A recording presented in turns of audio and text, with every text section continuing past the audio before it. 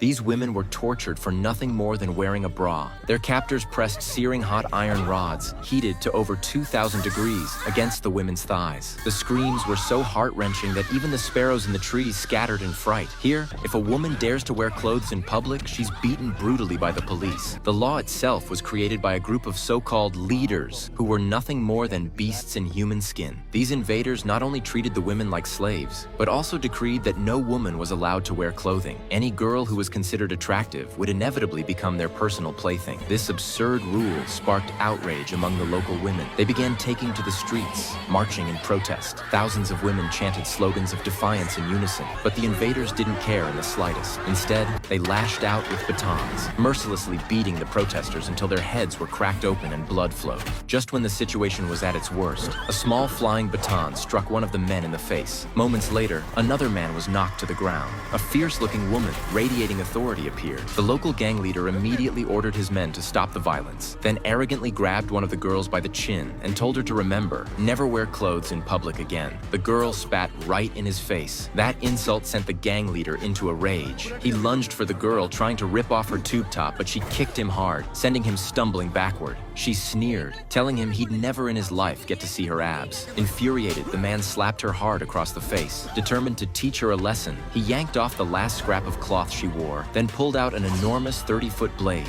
and announced to the crowd that this was the price for wearing underwear in public. But before he could strike, a man on a white horse charged onto the scene. He scooped up the discarded cloth and tossed it back to the girl, then warned the crowd of thugs. "If anyone here tries to strip a woman again, I'll strip the teeth from their mouth." The gang leader, furious, swung his massive blade at the newcomer, only to be effortlessly defeated in a matter of seconds.